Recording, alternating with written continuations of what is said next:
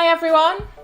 A while ago I was thinking about some of the things that happened to me when I was in high school. Now on this channel I've told you about prefects, I've told you about how our school worked, I've told you about some of the things the teachers did, but I don't think I've ever told you about me and my friends and the things that we got up to. So I've wrote down some of the memories that still make me smile, still make me laugh even after all these years, and I'm going to share some of them with you today. Now, I wrote down 6 memories, one for each year that I was in high school, but this would be quite a long video if I'd done all 6 in one video, so be sure to subscribe because there's going to be a part 2 to this video, and I hope you enjoy. I think it makes most sense for these stories to be told in chronological order, so we're going to start in first year when I was 11 years old. And at 11 years old, I wasn't the most mature. I think that can be said for most people in high school, to be fair. Like, I don't think anybody's really that mature at that age. But me and my friends decided to send our registration teacher a love note on Valentine's Day.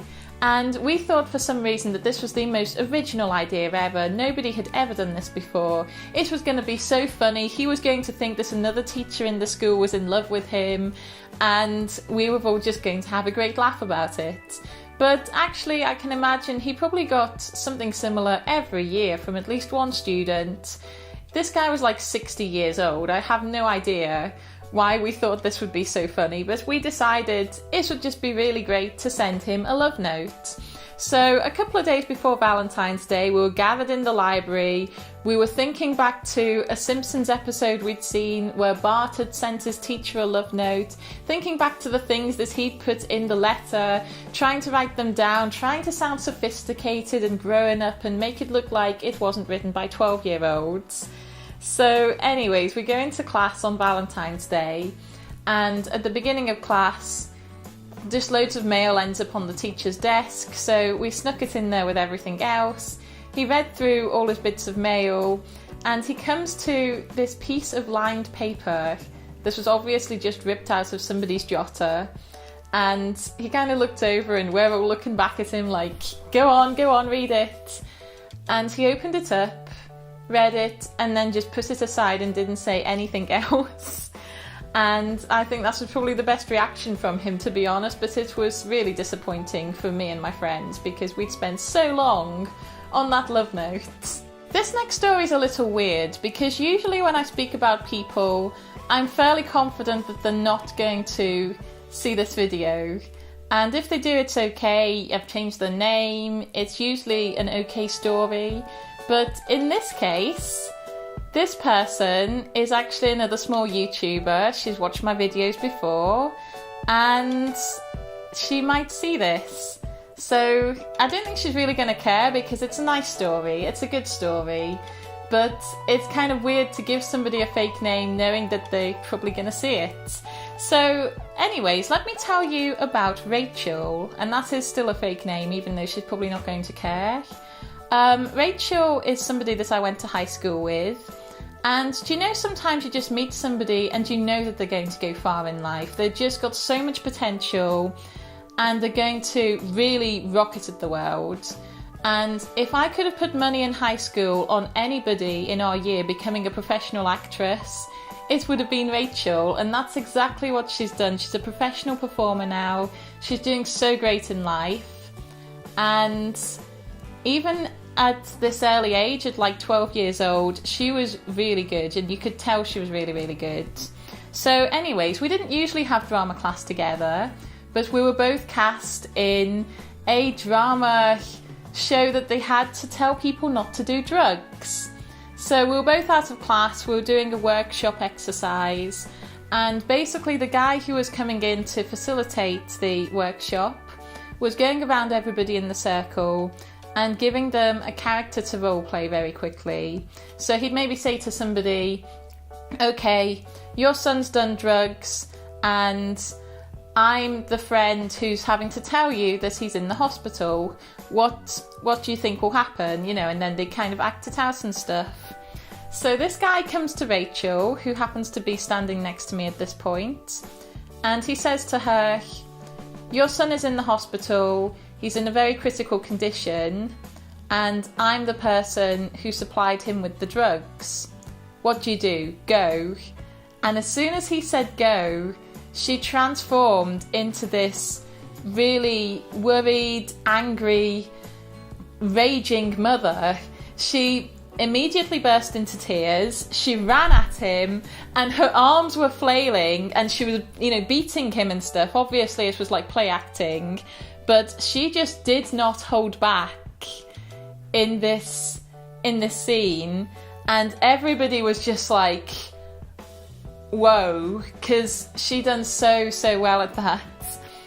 And then this was my turn next, and I was like, how do I even follow that up? Because that was just, it was like a scene out of EastEnders. I just couldn't. So even though I was like trying my best and stuff, that's when I was just like, yeah, I can't beat that. I'm just going home now. I'm just going home. I think my last story says the most about my attitude to working in high school. This is from 3rd year when I was in French class with my friend David. And me and David figured out that we could kind of find a way to do our homework without actually doing our homework at home. So we had a teacher who would give us out a homework sheet, and then we'd be expected to bring it in the next time we went into class. And to make sure that everybody understood the homework, once she gave out the sheets, she would go through how to answer each of the questions. Now, me and David had similar minds. We thought, if we can do this in class, we won't have to do it at home. We can just get it over with. So she'd start going through the questions and we'd be quickly writing down the answers to the homework. But usually we'd only get halfway through.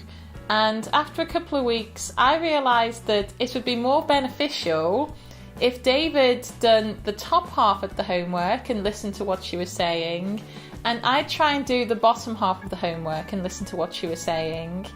And then when it came to handing in the homework, we'd swap answers and kind of copy half of each other's sheets.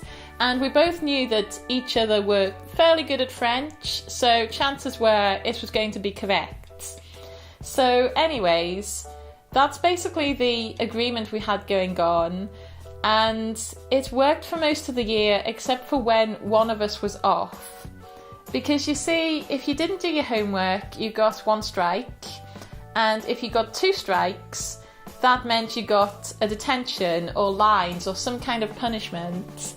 And one time I came into class and David wasn't there, and I started trying to do the rest of the sheet, but it was obvious that I'd only done the bottom half of the homework. So when it came to speaking to the teacher, I kind of negotiated half a point because I'd done half my homework, and for some reason I just hadn't completed the top half of the sheet. So I hope you enjoyed hearing those snippets from my 1st to 3rd years at high school, and I promise the ones from 4th to 6th year are even weirder than these ones, so be sure to subscribe if you haven't already, because there is another video on the way. Thank you so much for watching, everybody. Do you have any weird high school memories? I'd love to hear them down below in the comments. And thank you so much for watching, everybody. Cheerio. I was asked to try an American accent for the end screen. And if you don't know already, I'm horrible at accents. I'm so bad at accents. So yeah, I do apologise if I'm offending anybody with this, because it's just the worst. I'm so sorry.